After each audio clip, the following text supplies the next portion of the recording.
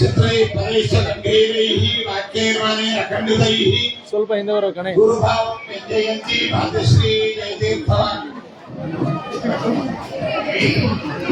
ಅರ್ಥಿಕಲ್ಪಿತ ಕಲ್ಪೋಯಂ ಪದ್ಧತಿ ರಜಕೇಸರಿ ವ್ಯಾಸತೀರ್ಥ ಗುರುರ್ಭೂಯ ತಸ್ಮದಿಷ್ಟಾರ್ಥ ಸಿದ್ಧಯೇ ತಪೋ ವಿದ್ಯಾ ವಿರಕ್ತ್ಯಾದಿ ಸದ್ಗುಣೌಘಾಕರಾಣಂ ವಾದಿರಾಜ ಗುರುಂ ವಂದೇ ಹಯಗ್ರೀವ ಪರಾಶ್ರಯಾನ್ पूज्याय राघवेन्द्राय सत्यधर्म रताय च भजतां अल्पवृक्षाय नमतां कामधेनवे सुषमीन्द्र कराब्जोत्तम राघवेन्द्र गुरुप्रियं सुयतीन्द्र गुरुं वन्दे मूलरामार्चने रतम् सर्वेऽपि सुखिनः सन्तु सर्वे सन्तु निरामयाः सर्वे भद्राणि पश्यन्तु सर्वे सुगुणशालिनः ಚಾತುರ್ಮಾಸ್ಯದ ಪರಮ ಪವಿತ್ರವಾದ ಅವಧಿಯಲ್ಲಿ ಕಲಿಯುಗದ ಕಾಮಧೇನು ಕಲ್ಪವೃಕ್ಷ ಸದೃಶರಾದ ನಮ್ಮ ನಿಮ್ಮೆಲ್ಲರ ಆರಾಧ್ಯ ಗುರುಗಳು ಜಾತಿ ಮತ ಭಾಷಾ ಪ್ರಾಂತಗಳಿಗೆ ಅತೀತರಾಗಿ ಸಮಸ್ತ ಭಕ್ತರನ್ನ ನಂಬಿದ ಜನತೆಯನ್ನ ಅನುಗ್ರಹಿಸಿ ಉದ್ಧರಿಸುವಂತಹ ಮಹಾಗುರುಗಳು ಆದಂತಹ ರಾಘವೇಂದ್ರ ಸ್ವಾಮಿಗಳವರ ಅಂತರ್ಯಾಮಿಯಾದ ಭಾರತೀಯರ ಮುಖ್ಯ ಪ್ರಾಣಾಂತರ್ಗತ ಮೂಲರಾಮನಿಗೆ ದಿವ್ಯವಾದ ಭವ್ಯವಾದ ಅತಿ ಸುಂದರವಾಗಿರ್ತಕ್ಕಂತಹ ಸುವರ್ಣ ರಜತದ ಒಂದು ರಥವನ್ನ ನೀವೆಲ್ಲ ಭಕ್ತಾದಿಗಳು ಸಮರ್ಪಣೆ ಮಾಡಿದ್ದೀರಿ. ಈ ರಥದ ಶಿಲ್ಪ ಅದೇ ರೀತಿಯಾಗಿ ಶಿಲ್ಪಕಲಾ ಇವೆಲ್ಲದಕ್ಕಿಂತಲೂ ನಿಮ್ಮ ಭಕ್ತಿ ಎನ್ನುವಂತಹದ್ದು ಅದರಲ್ಲಿ ಗೋಚರಿಸ್ತಾ ಇದೆ. ಜೊತೆಯಲ್ಲಿ ಆ ಕಲಾ ನೈಪುಣ್ಯತೆಯು ಅದರಲ್ಲಿ ತೋರ್ತಾ ಇದೆ. ರಾಘವೇಂದ್ರ ಸ್ವಾಮಿಗಳವರಿಗೆ ರಥ ಯಾಕೆ ಅನ್ನುವಂತಹ ಒಂದು ಪ್ರಶ್ನೆ. ವೈರಾಗ್ಯ ಸಂಪನ್ನರಾದ ಸನ್ಯಾಸಿಗಳಾದಂತಹ ಆ ಮಹಾಗುರುಗಳಿಗೆ ರಥದ ಅವಶ್ಯಕತೆ ಏನು, ಚಿನ್ನ ಬೆಳ್ಳಿಯ ಅವಶ್ಯಕತೆ ಏನು ಅನ್ನುವಂತಹ ಸಹಜವಾದ ಒಂದು ಪ್ರಶ್ನೆ ನಿಮಗೆ ಮೂಡುತ್ತೋ ಇಲ್ಲ, ನಮಗಂತೂ ಮೂಡುತ್ತೆ. ಹಾಗಾಗಿ ಒಂದು ಚಿಂತನೆಯನ್ನು ನಾವು ಮಾಡಬೇಕು. ಈ ರಥ ಯಾಕೆ ಎನ್ನುವಂತಹದ್ದು ಮೊದಲು ನಾವು ವಿಚಾರ ಮಾಡಬೇಕು.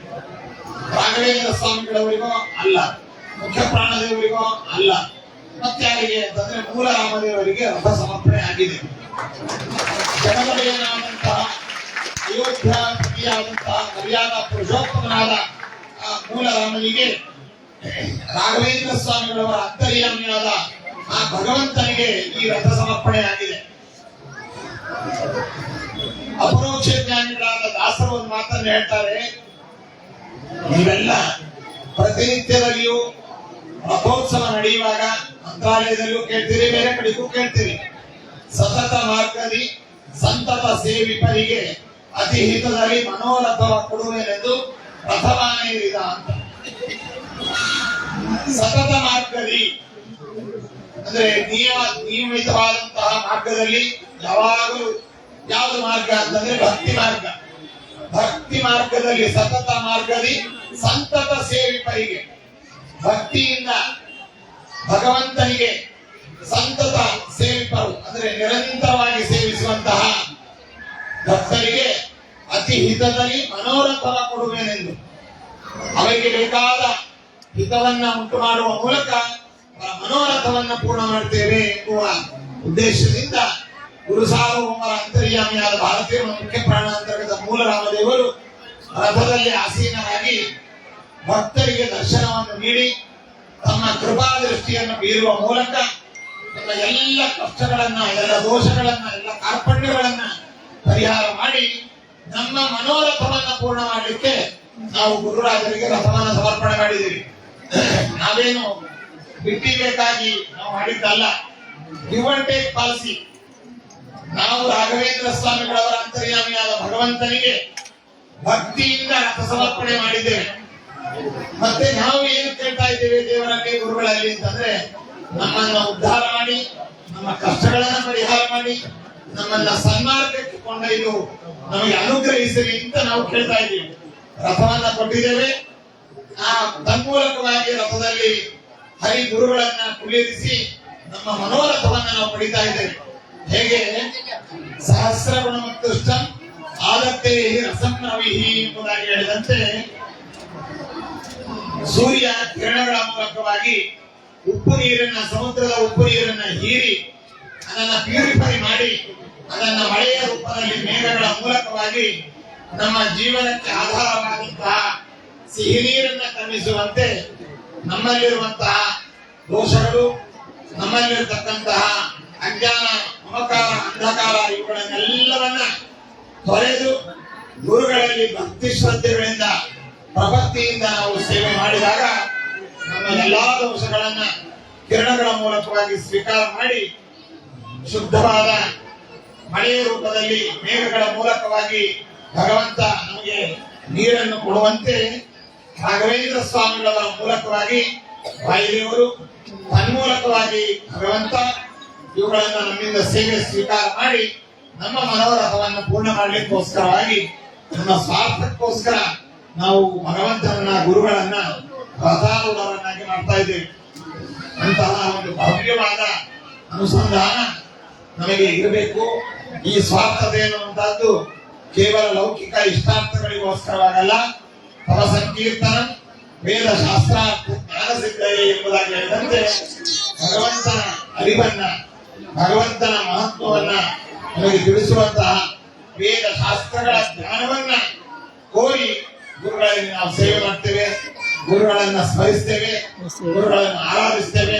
ತನ್ಮೂಲಕವಾಗಿ ಭಗವಂತನ ಜ್ಞಾನವನ್ನು ನೀಡಿ ನಮ್ಮಲ್ಲಿರ್ತಕ್ಕಂತಹ ಎಲ್ಲ ದೋಷಗಳನ್ನ ಪರಿಹಾರ ಮಾಡಿ ಉಪ್ಪು ನೀರಿನಲ್ಲಿರ್ತಕ್ಕಂತಹದ್ದನ್ನ ಎಲ್ಲವನ್ನು ಪ್ಯೂರಿಫೈ ಮಾಡಿ ಸಿಹಿ ನೀರನ್ನ ಕರುಣಿಸುವಂತೆ ನಮಗೆ ಸನ್ಮಾರ್ಗವನ್ನ ತೋರಿ ನಮ್ಮನ್ನು ಉದ್ಧಾರ ಮಾಡುವಂತಹ ಮಹಾಗುರುಗಳು, ವಿಶ್ವದ ಏಕೈಕ ಗುರುಗಳು, ಜಾತ್ಯತೀತವಾದ, ಭಾಷಾತೀತವಾದ, ಪ್ರಾಂತಾತೀತವಾದಂತಹ ಮಹಾಗುರುಗಳು. ಅದು ನಮ್ಮ ನಿಮ್ಮೆಲ್ಲರ ಆರಾಧ್ಯ ಗುರುಗಳು ರಾಘವೇಂದ್ರ ಸ್ವಾಮಿಗಳವರು. ಭಗವಂತ ಅವರಿಗೆ ಪ್ರತಿ ಅವತಾರದಲ್ಲಿಯೂ ವಿಶೇಷವಾಗಿ ಅನುಗ್ರಹ ಮಾಡಿದ್ದಾನೆ. ಪ್ರಹ್ಲಾದರಾಗಿದ್ದಾಗ ತಮ್ಮ ಸರ್ವಸ್ವವನ್ನ ಭಗವಂತನಿಗೆ ಅರ್ಪಿಸಿದಾಗ ಭಗವಂತ ಆ ಭಕ್ತಿಗೆ ಒಲಿದು ಅವರಿಗೆ ಭಕ್ತ ಪ್ರಹ್ಲಾದ ಎಂಬುದಾಗಿ ರೆಕಗ್ನೇಷನ್ ಅನ್ನು ನೀಡಿ ತನ್ನ ಕೃಪಾ ದೃಷ್ಟಿಯನ್ನ, ಕರುಣಾಹಸ್ತವನ್ನ ಪ್ರಹ್ಲಾದರಾಜ ಮೇಲೆ ಇಟ್ಟು, ನಾನು ನನ್ನ ಭಕ್ತರು ಅಂತ ಯಾರನ್ನಾದ್ರೂ ಸ್ವೀಕಾರ ಮಾಡಬೇಕಾದ್ರೆ ಅವರೆಲ್ಲರೂ ಕೂಡ ಪ್ರಹ್ಲಾದರಾಜರ, ವ್ಯಾಸರಾಜರ, ರಾಘವೇಂದ್ರ ಸ್ವಾಮಿಗಳವರ ಭಕ್ತರಾಗಿದ್ರೆ ಮಾತ್ರ ನಾನು ನನ್ನ ಭಕ್ತರು ಅಂತ ರೆಕಗ್ನೇಷನ್ ಮಾಡ್ತೀನಿ ಅಂತ ಹೇಳಿ ದೊಡ್ಡ ಒಂದು ಸ್ಥಾನವನ್ನ ಭಗವಂತ ರಾಘವೇಂದ್ರ ಸ್ವಾಮಿಗಳವರಿಗೆ ನೀಡಿದ್ದಾರೆ. ರಾಘವೇಂದ್ರ ಸ್ವಾಮಿಗಳವರು ತಮ್ಮ ಅಮೂಲ್ಯವಾದ ಆ ತಪಸ್ಸನ್ನ ಸ್ವಾರ್ಥಕ್ಕೋಸ್ಕರವಾಗಿ ಉಪಯೋಗಿಸದೆ ಸಮಾಜದ, ದೇಶದ ಭಕ್ತರ, ಆಪ್ತರ ಉದ್ಧಾರಕ್ಕೋಸ್ಕರವಾಗಿ ಉಪಯೋಗಿಸಿ ಅವರನ್ನೆಲ್ಲ ಅನುಗ್ರಹ ಮಾಡಿ ಎಲ್ಲರನ್ನು ಕೂಡ ಶ್ರೀಮಂತರನ್ನಾಗಿ ಮಾಡೋದಕ್ಕೋಸ್ಕರವಾಗಿ ಅದ್ಯಾಪಿ 354 ವರ್ಷಗಳು ಸಂದಿದ್ರು ಕೂಡ ಬೃಂದಾವನದಲ್ಲಿ ಕುಳಿತು ತಾವು ದಾರಿ ಕೊಡ್ತಾ ಇದ್ದಾರೆ. ಎಷ್ಟು ಕೊಟ್ಟರು ಕೂಡ ಅವರು ಸಂಪಾದಿಸಿದ ತಪಸ್ಸು, ಪುಣ್ಯ ಅನ್ನುವಂತಹದ್ದು ಸ್ವಲ್ಪವೂ ಕರಗ್ತಾ ಇಲ್ಲ. ಹಾಗಾಗಿ ಅಂತಹ ಗುರುಗಳ ಒಂದು ವಿಶೇಷವಾದ ಸನ್ನಿಧಾನ ನಮ್ಮ ಯಲಹಂಕ ಬಡಾವಣೆಯ ರಾಘವೇಂದ್ರ ಸ್ವಾಮಿಗಳವರ ಸನ್ನಿಧಾನ. ಇದು ಒಂದು ರೀತಿಯ ಪ್ರತಿಮಂತ್ರಾಲಯ ಇದ್ದಂತೆ. ಇವತ್ತು ನಾವು ನೋಡಿದ್ರೆ ದೇವಲೋಕದಲ್ಲಿ ಏನ್ ಛಾವಣಿ ಆಗ್ಬೋದು, ವಿದ್ಯುತ್ ದೀಪಗಳ ಅಲಂಕಾರವಾಗ್ಬೋದು, ಅದೇ ರೀತಿಯಾಗಿ ರಜತ ದ್ವಾರ ಮತ್ತೆ ನಮ್ಮ ಚಿತಾಳಿ ಮೂಲಕವಾಗಿ ಬ್ರಾಸಿನ ದ್ವಾರವಾಗುವುದು, ಪರಿಸರ, ಪ್ರಾಕಾರ, ರಥ, ಕವಚ ಎಲ್ಲವನ್ನು ನೋಡಿದಾಗ ಇದು ನಾವು ಯಾವುದೋ ಒಂದು ಲೋಕದಲ್ಲಿ ಇದ್ದಂತಹ ಒಂದು ಭಾಸ ನಮಗಾಗತ್ತೆ. ಇದರೆಲ್ಲದರ ಹಿನ್ನೆಲೆಯಲ್ಲಿ ನಿಮ್ಮ ಭಕ್ತಿ, ನಿಮ್ಮ ಔದಾರ್ಯ, ನಿಮ್ಮ ವಿಶೇಷವಾದಂತಹ ದೇಣಿಗೆ ಇದರ ಜೊತೆಯಲ್ಲಿ ಕಾಣುತ್ತೆ.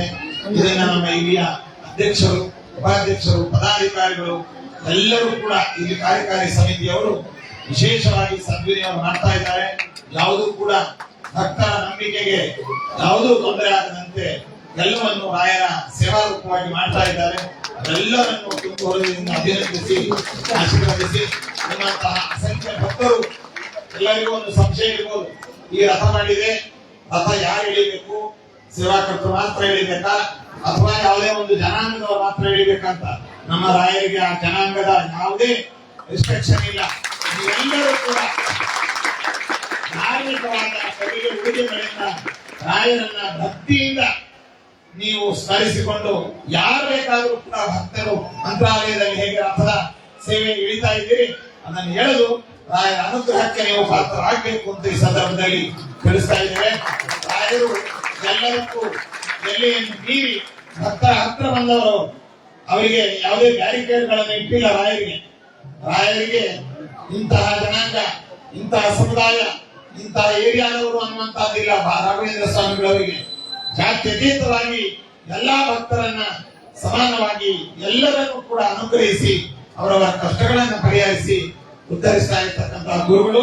ಹಾಗಾಗಿ ಅವರ ಸಂಸ್ಥೆಗಳು, ಅವರ ಬೃಂದಾವನಗಳು ಎಲ್ಲೇ ಇದ್ದಾವೆ ಎಲ್ಲ ಕಡೆಯಲ್ಲೂ ಕೂಡ ಭಕ್ತರು ಅಲ್ಲಲ್ಲಿಯ ಸಂಪ್ರದಾಯಗಳಿಗೆ ಹೋಗಿಕೊಂಡು ಧಾರ್ಮಿಕ ಉಡುಗೆಗಳಿಂದ ನೀವೆಲ್ಲರೂ ಕೂಡ ಭಕ್ತಿಯಿಂದ ಈ ರಥೋತ್ಸವ ನಡೆಯುವಾಗ ಇಲ್ಲಿ ಬಂದು ಕಾಲು ತೊಳೆದು ಕೈ ತೊಳೆದು ನೀವು ಧಾರ್ಮಿಕ ಉಡುಗೆಗಳು ಡ್ರೆಸ್ ಕೋಡ್ನಿಂದ ಎಲ್ಲರೂ ಕೂಡ ರಾಯರ ಭಕ್ತಿಯಿಂದ ಮನಸ್ಸಿನಲ್ಲಿ ರಾಯರ ನಾಮಸ್ಮರಣೆ, ಕೀರ್ತನೆಗಳು, ಸ್ತೋತ್ರಗಳನ್ನ ಪಾರಾಯಣ ಮಾಡುತ್ತಾ ಯಾವುದೂ ಬರದೇ ಇರತಕ್ಕಂಥವರು ಗುರುರಾಜ ನಮ್ಮನ್ನು ಉದ್ಧಾರ ಮಾಡುವಂತ ಅಷ್ಟು ಪ್ರಾರ್ಥನೆ ಮಾಡಿ ನೀವೆಲ್ಲರೂ ಕೂಡ ರಥವನ್ನು ಎಳೆದು ಉದ್ಧತ ಆಗಬೇಕು ಅಂತ ಈ ಸಂದರ್ಭದಲ್ಲಿ ಹೇಳ್ತಾ, ಉದಾರ ಮನಸ್ಸಿನ ದಾನಿಗಳು ನಾವು ಹಿಂದೆಯೂ ಹೇಳಿದ್ದೇವೆ, ಶತೇಶು ಜಾಯತೆ ಶೂರಃ ಸಹಸ್ರೇಶು ಚ ಪಂಡಿತಃ ವಕ್ತಾ ದಶಸಹಸ್ರೇಶು ದಾತಾ ಭವತಿ ಮಾನವ ಅಂತ. ಭಗವಂತ ನಮಗೆ ಐಶ್ವರ್ಯವನ್ನ ಸಂಪತ್ತನ್ನ ನೀಡಿರ್ಬೋದು, ಅದನ್ನ ನಮ್ಮ ಐಷಾರಾಮಿ ಜೀವನಕ್ಕೋಸ್ಕರವಾಗಿ ಸ್ವಾರ್ಥಕ್ಕೋಸ್ಕರವಾಗಿ ಮಾತ್ರ ನಾವು ಉಪಯೋಗಿಸಿಕೊಂಡಾಗ ನಾವು ಸ್ವಾರ್ಥಿಗಳಾಗ್ತೇವೆ. ಆದ್ರೆ ಸಮಾಜದ ಉದ್ಧಾರಕ್ಕೆ, ದಾನ ಧರ್ಮಗಳಿಗೆ, ಆರ್ತರಿಗೆ, ದೀನರಿಗೆ ಅವೆಲ್ಲರಿಗೂ ಕೂಡ ನಾವು ನಮ್ಮ ಸಹಾಯವನ್ನ ಸೇವೆಯನ್ನು ಮಾಡಿದಾಗ ಅದು ಭಗವಂತ ಅದಕ್ಕೆ ಪ್ರೀತನಾಗಿ ಮತ್ತಷ್ಟು ನಮಗೆ ಅನುಗ್ರಹಿಸ್ತಾನೆ. ಹಾಗೆ ಶತೇಶು ಜಾಯತೆ ಶೂರಃ, 100 ಜನರಲ್ಲಿ ಒಬ್ಬ ಶೌರ್ಯ ಪರಾಕ್ರಮವಂತನಾಗ್ತಾನೆ. ಸಹಸ್ರೇಶು ಚ ಪಂಡಿತ, 1000 ಜನಗಳಲ್ಲಿ ಒಬ್ಬನು ಪಾಂಡಿತ್ಯವನ್ನ ಜ್ಞಾನವನ್ನ ಹೊಂದಿದವನಾಗ್ತಾನೆ. ವಕ್ತಾ ದಶಸಹಸ್ರೇಶು, ಒಳ್ಳೆ ಮಾತುಗಾರ, ಸ್ಪೋಕ್ಸ್ ಪರ್ಸನ್ ಆಗಿ 10,000 ಜನಗಳಲ್ಲಿ ಒಬ್ಬನಾಗ್ತಾನೆ. ಇವೆಲ್ಲ ಆಗಲಿಕ್ಕೆ ಒಂದು ಸಂಖ್ಯೆ ನಿರ್ದೇಶವನ್ನು ಮಾಡಿದ್ದಾರೆ. ಆದ್ರೆ ಮುಂದಿನದಕ್ಕೆ ಎಷ್ಟು ಸಾವಿರಕ್ಕೆ, ಎಷ್ಟು ಲಕ್ಷಕ್ಕೆ, ಎಷ್ಟು ಕೋಟಿಗೆ ಒಬ್ಬನಾಗ್ತಾನೆ ಅಂತ ಹೇಳಿಕ್ಕೆ ಆಗೋದಿಲ್ಲ. ದಾತ ಭವತಿ ಮಾನವ ಅಂತ ಉತ್ತಮವಾದಂತಹ ಕೊಡುಗೈ ದಾನಿ ಆಗ್ತಾನೋ ಇಲ್ವೋ ಎಂಬುದಾಗಿ ಶಾಸ್ತ್ರ ಹೇಳ್ತಾ ಇದೆ. ಆದ್ರೆ ಅದನ್ನ ಸ್ವಲ್ಪ ನಾವು ಮಾರ್ಪಾಡು ಮಾಡಿ ದಾತ ಭವತ್ಯೇವ ಅಂತ ನಮ್ಮ ಬೆಂಗಳೂರಿನ ಅಥವಾ ನಮ್ಮ ರಾಘವೇಂದ್ರ ಸ್ವಾಮಿಗಳವರ ಭಕ್ತರು ಉದಾರ ಮನಸ್ಸಿನ ದಾನಿಗಳು ಆಗಿದ್ದಾರೆ, ಆಗ್ತಾರೋ ಇಲ್ಲೋ ಅನ್ನುವಂತಹ ಸಂಶಯ ಬೇಡ ಅಂತ ನಾವು ಅದನ್ನ ಹೇಳಬಹುದು. ಅಂತಹ ಉದಾರ ಮನಸ್ಸಿನ ಸರ್ವಣ ಧನಗಳಿಂದ ಅದೇ ರೀತಿಯಾಗಿ ವಸ್ತು ರೂಪವಾಗಿ, ದ್ರವ್ಯ ರೂಪವಾಗಿ ಮತ್ತೆ ಬೆಳ್ಳಿ ಇತ್ಯಾದಿಗಳನ್ನೆಲ್ಲ ನೀಡಿ ಈ ಸುಂದರವಾದ ರಥ ನಿರ್ಮಾಣಕ್ಕೆ ಪ್ರತ್ಯಕ್ಷವಾಗಿ ಪರೋಕ್ಷವಾಗಿ ಕಾರಣಕರ್ತರಾದಂತಹ ಎಲ್ಲರನ್ನು ಅಭಿನಂದಿಸಿ ಉತ್ತಮವಾದ ಶಿಲ್ಪಕಲೆಯನ್ನು ಅದರಲ್ಲಿ ಮೂಡಿಸಿ ಸಕಾಲದಲ್ಲಿ ಸುಸಜ್ಜಿತವಾದ ರೀತಿಯಲ್ಲಿ ಮಾಡಿ ಇನ್ನೂ 6 kg ಬೆಳ್ಳಿಯನ್ನ ಕೊಡುವ ಬಾಕಿ ಇದ್ರೂ ಕೂಡ ನಂಬಿಕೆ ಕೊಡ್ತಾರೆ ಅಂತ ರಾಯರು ಅದನ್ನ ಸೇವಾ ರೂಪವಾಗಿ ಮಾಡಿರ್ತಕ್ಕಂತಹ ನಮ್ಮ ಶಿಲ್ಪಿಗಳನ್ನು ಕೂಡ ಅಭಿನಂದಿಸಿ ಈ ಒಂದು ಉತ್ಸವದ ಕಾರ್ಯಕ್ರಮದಲ್ಲಿ ನಾವು ಪಾಲ್ಗೊಂಡದ್ದು ಬಹಳ ಸಂತೋಷವಾಗಿದೆ. ಇವತ್ತು ಬಳ್ಳಾರಿಯಲ್ಲಿ ವಿಶೇಷ ಕಾರ್ಯಕ್ರಮ, ನಾವು 5 ಗಂಟೆ ಮೇಲೆ ಅಲ್ಲಿಂದ ಹೊರಟದ್ದು, ಇಲ್ಲಿಗೆ ಬಂದದ್ದು. ಈಗ ಕೂಡಲೇ ಮತ್ತೆ ಮಂತ್ರಾಲಯ, ಅಲ್ಲಿಂದ ಭಾಗ್ಯನಗರ, ಹೈದರಾಬಾದ್, ನಂತರದಲ್ಲಿ ಮುದಗಲ್, ರಾಯಚೂರು, ಇನ್ನು ಬೇರೆ ಬೇರೆ ಪ್ರದೇಶಗಳಿಗೆ ಓಡಾಡಿ ಇನ್ನು 2 ದಿವಸದಲ್ಲಿ ಮತ್ತೆ ನಾವು ಮಂತ್ರಾಲಯಕ್ಕೆ ಸೇರುವಂತಹ ಒಂದು ಕಾರ್ಯಕ್ರಮ ಇದೆ. ಆದರೂ ಕೂಡ ಈ ಗುರುರಾಜರ ರಥ ಸಮರ್ಪಣಾ ಕಾರ್ಯಕ್ರಮದಲ್ಲಿ ನಾವು ಕಷ್ಟಪಟ್ಟು ಬಂದದ್ದಲ್ಲ, ಇಷ್ಟಪಟ್ಟು ಬಂದದ್ದು ಕಾರ್ಯಕ್ರಮ ಚೆನ್ನಾಗಿ ನಡೆಯಲಿ. ನೀವೆಲ್ಲರೂ ಕೂಡ ಇಲ್ಲಿ ಶಾಖಾಮಠಗಳಲ್ಲಿ ರಾಯರ ಆರಾಧನೆಯಲ್ಲಿ ಪಾಲ್ಗೊಳ್ಳಿ. ಒಂದು ದಿನವಾದರೂ ಮಂತ್ರಾಲಯಕ್ಕೆ ಬಂದು ಪಾಲ್ಗೊಳ್ಳಿ. ಮಂತ್ರಾಲಯದ ಆ ಆರಾಧನೆಯ ಯಶಸ್ಸಿಗೆ ಎಲ್ಲರೂ ಕಾರಣರಾಗಿ ಗುರುಗಳ ಅನುಗ್ರಹಕ್ಕೆ ಪಾತ್ರರಾಗಬೇಕು ಅಂತ ಹೇಳ್ತಾ, ನಮ್ಮ ಈ ಎಲ್ಲ ಪದಾಧಿಕಾರಿಗಳನ್ನ, ಅಧ್ಯಕ್ಷರನ್ನ, ದಾನಿಗಳನ್ನ ಎಲ್ಲರನ್ನು ಪರಿಚಯಿಸಿದರು. ಒಬ್ಬ ವ್ಯಕ್ತಿಯನ್ನು ಮಾತ್ರ ಪರಿಚಯಿಸಲಿಲ್ಲ. ಅದನ್ನು ಬೇರೆಯವರು ಪರಿಚಯಿಸಲಿಕ್ಕೆ ಅವಕಾಶವೇ ಇಲ್ಲ. ಯಾಕೆಂದ್ರೆ ಅವರ ಪರಿಚಯ ನಿಮ್ಗೆಲ್ಲವೂ ಇದೆ. ಅದನ್ನು ಪರಿಚಯಿಸಬೇಕಾದದ್ದು ಸ್ವಾಮಿಗಳು ಮಾತ್ರ. ಆದ್ರಿಂದ ಇದಕ್ಕೆ ಯೋಜಕರಾಗಿ ನಮ್ಮ ಚಿರಂಜೀವಿಯಾದಂತಹ ಪುರುಷೋತ್ತಮ ಅವರು ಬಹಳ ಶ್ರಮವನ್ನು ಪಟ್ಟು ಆ ನೆನಪಿಗಾಗಿ ನಿಸ್ವಾರ್ಥತೆಯಿಂದ ಸೇವೆಯನ್ನು ಸಲ್ಲಿಸಿದ್ದಾರೆ. ಅಂತಹ ಪುರುಷೋತ್ತಮ ದಂಪತಿಗಳು ಅವರೆಲ್ಲರಿಗೂ ಕೂಡ ಭಗವಂತ ಅನುಗ್ರಹಿಸಲಿ ಅಂತ ಹೇಳ್ತಾ ಎಲ್ಲರಿಗೂ ಶುಭವನ್ನು ಕೊಡ್ತಾ ಇದ್ದೇವೆ. ಸರ್ವೇ ಜನ ಸುಖಿನೋ ಭವಂತು, ಸಮಸ್ತ ಸನ್ಮಂಗಳಾನಿ ಭವಂತು.